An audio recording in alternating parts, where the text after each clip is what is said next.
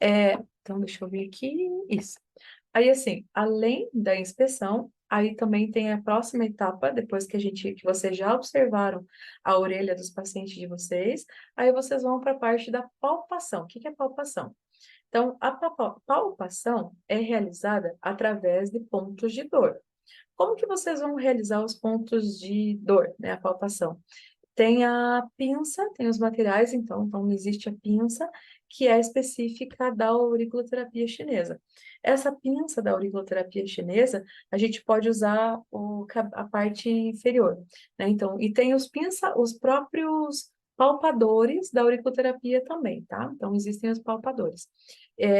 Existem várias lojas de artigos de auriculoterapia que vocês podem comprar online, muitas lojas mesmo, muitas lojas. Então, eu vou estar compartilhando com vocês alguns materiais também, que vocês, né, é interessante vocês estarem utilizando. Mas se vocês colocarem em qualquer loja de atacado, ou no Google, pesquisa no Google, materiais para auriculoterapia, terão várias lojas, tá? Então, vocês podem utilizar, tem os kitzinhos de auriculoterapia, né? Enfim, vocês podem utilizar os apalpadores, né? Que é para vocês sentirem os pontinhos que os pacientes de vocês sentem mais dor. Para vocês sentirem, não, para vocês avaliarem os pontos que os pacientes sentem mais dor. É bacana vocês comprarem o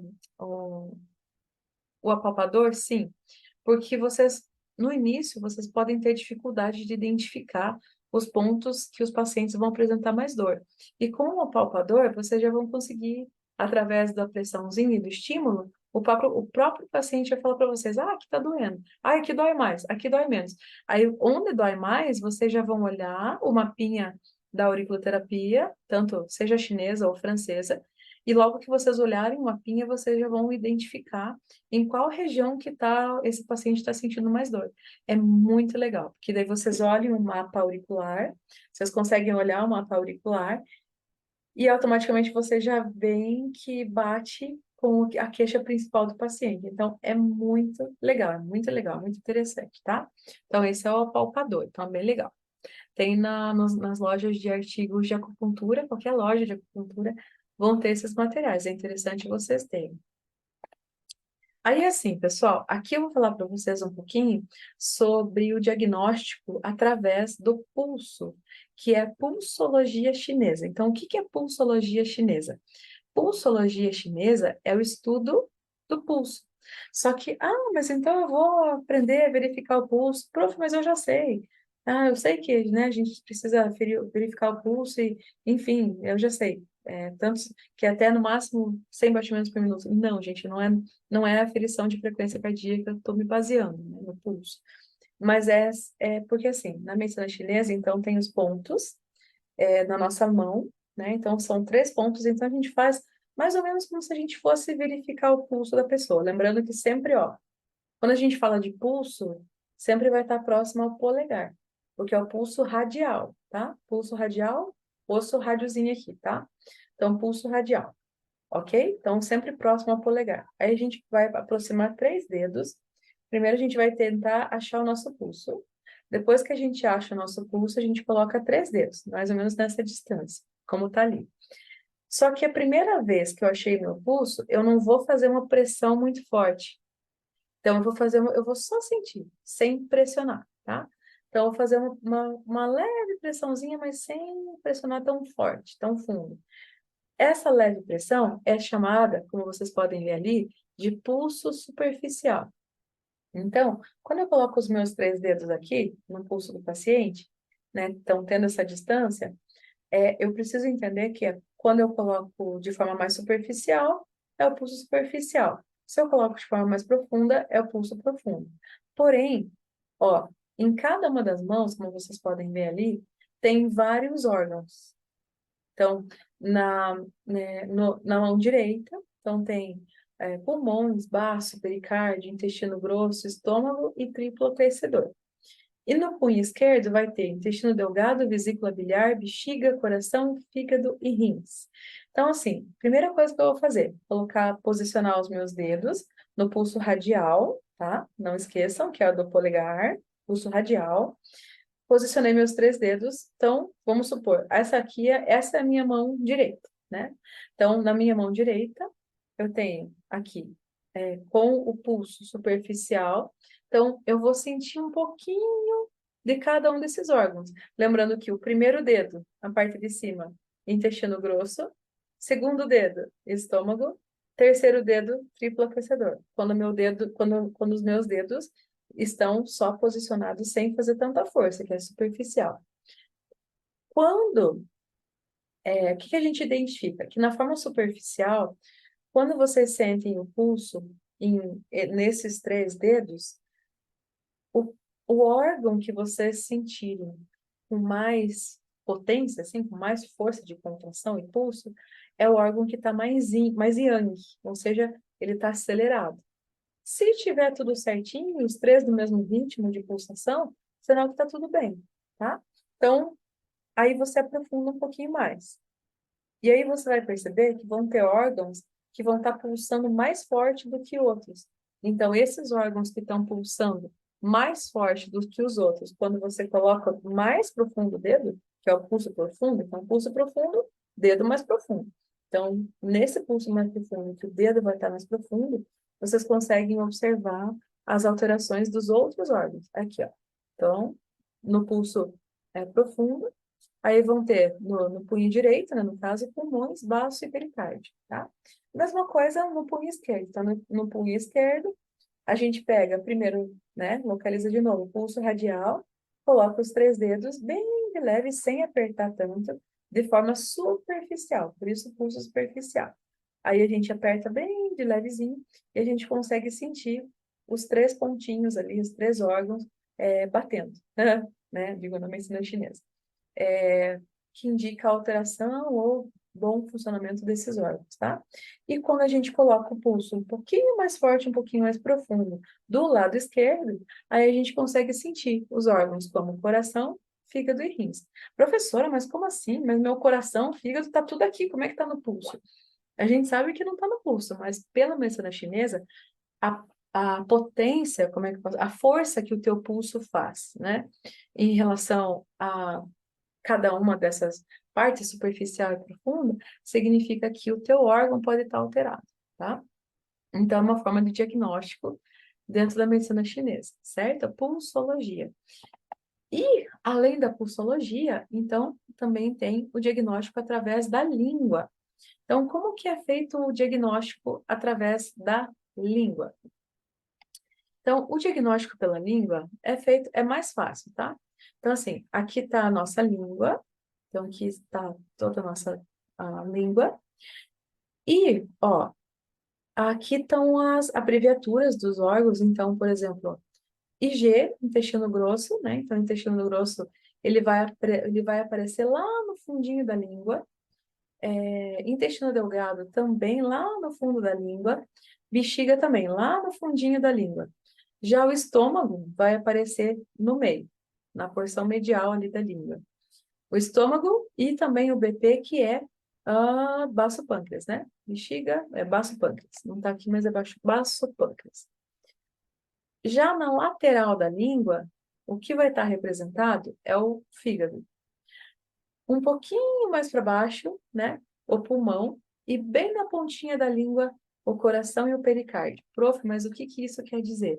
Quer dizer que, dependendo do aspecto que tiver a língua, significa que está tendo alteração em algumas dessas funções. Então, a língua pode estar muito esbranquiçada. Quanto mais esbranquiçada, mais umidade significa, tá? Então, quanto mais esbranquiçada e com saburra, mais umidade. Então, se a língua estiver toda branca, né, na parte aqui do baço pâncreas, significa umidade em baço pâncreas. Ou branca no pulmão, umidade no pulmão, né? Sistema respiratório com umidade. E branca no fígado, umidade no fígado. E já se tiver avermelhadinha, significa que está tendo uma alteração, né, na parte circulatória. Então, quando está vermelhinho, qualquer uma dessas partes é alteração na parte circulatória, tá? Então, quando tiver branco, é umidade. desses órgãos que não estão funcionando. Ou seja, o órgão está muito não está funcionando. E quando tiver vermelho demais, ou roxinho, que pode acontecer, é porque tá, não roxo, mas quase pertinho de um tom mais arroxeado, né? É porque tá muito yang, ou seja, tá muito quente, tá trabalhando excessivamente esse órgão, tá? Então, essa aqui é a língua, revisando então, essa é a língua, todas as letras que estão aqui são essas, o diagnóstico desses órgãos, tá? E a alteração delas pode ser branca, principalmente, ou vermelha.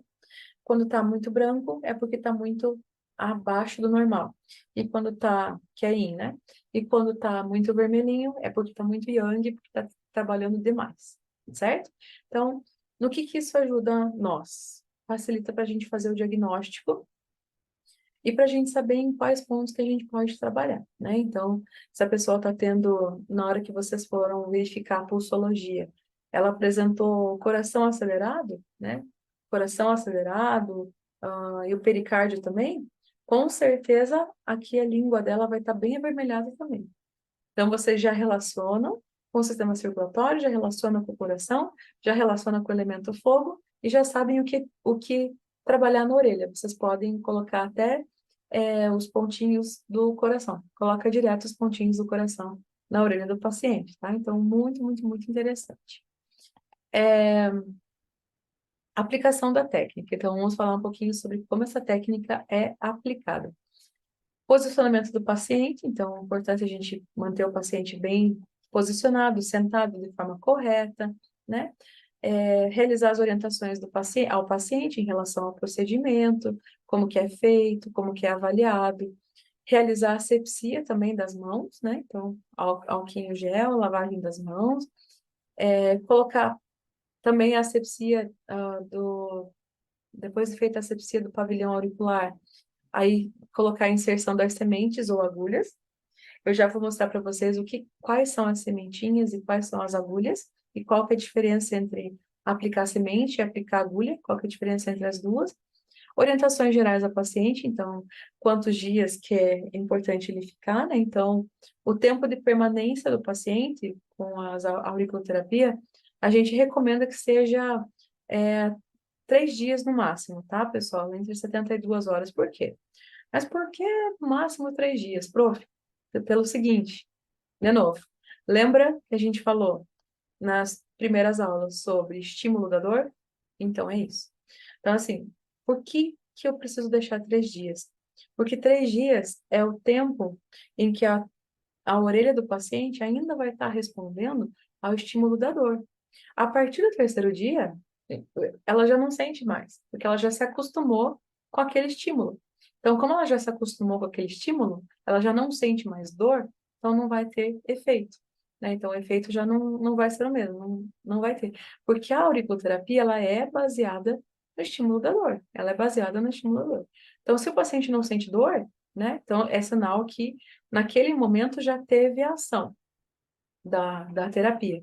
Então, por isso que a gente recomenda também que o paciente, que ele procure realizar a auriculoterapia uma vez por semana, e não mais do que isso, exceto em alguns casos que o paciente passa por uma dor muito aguda, que ele não consegue aguentar, né, e que, passado 3 dias, ele sente que precisa ir novamente, né? Mas, na maioria das vezes, a gente recomenda que seja uma vez por semana, tá? Uma vez por semana. Porque, ó, vamos pensar. O paciente aplicou a auriculoterapia em um dia, então já foi um dia. Ele vai ficar mais 3 dias com aquela sementinha. Então, mais 3 dias, aí no quarto dia. Então, ainda não. Para fechar, é bacana esperar ó, pelo menos uma semana para que a orelha, no caso, volte a ter a mesma sensibilidade, tá? Porque a gente está falando de, novamente, estímulo de dor. Mas se quiser, 2 vezes por semana, tudo bem, né? Mas é bacana sempre dar esse intervalinho, sim, de 3 dias, tá? Então, vai depender do limiar de dor desse paciente, se ele sentiu o resultado, né? Porque se o resultado durou mais de 3 dias, então é legal esperar, né? Até uma semana, no máximo, mas sempre uma semana bem certinho, né? Eu acho bacana ir fazendo esse intervalo de 7 dias, para dar o tempo da recuperação, né? Da dor da orelha, para daí o corpo entender que ele vai precisar ser estimulado novamente, né? Então, por isso que a gente costuma seguir esse tempo de 3 dias. Como que a técnica é aplicada? Então, a técnica é aplicada com pressão nos pontos estratégicos da orelha, utilizando então as agulhas de acupuntura, as esferas magnéticas ou laser também.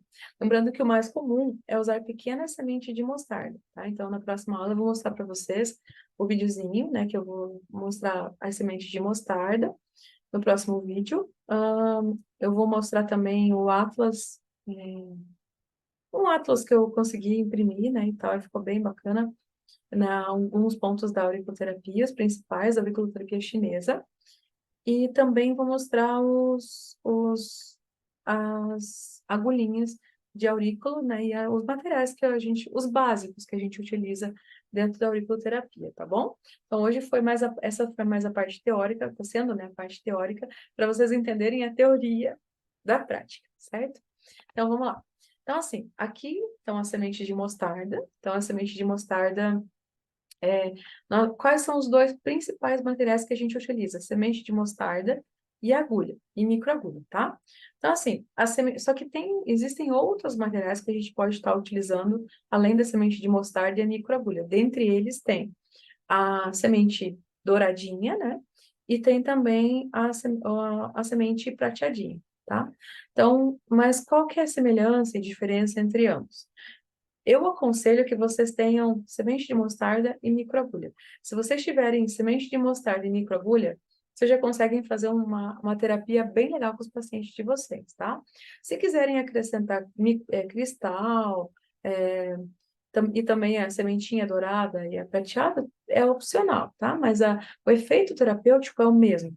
E você não altera tanto, tá? Então é o seguinte, a semente de mostarda, a gente utiliza a semente de mostarda quando são quadros agudos, dor aguda, quando é algo que está incomodando aquele paciente naquele momento, mas não é algo que ele costuma ter é, sempre, que é só de vez em quando, né? Então, uma dor no ombro, mau jeito que ele deu, alterações de humor, por exemplo, porque naquele dia ele não se sentiu muito bem, se sentiu triste, mas assim, quando não tem uma frequência tão grande, né? Então a gente coloca semente de mostarda, ou seja, para menor analgesia, né? Então, quando é um limiar de dor que está suportável para aquele paciente, né?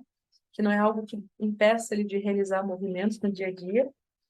Quadros agudos de dores, então aquela dor que começou, mas é uma dor é, que é uma dor recente, né? Então, mais aguda, o quadro agudo da dor.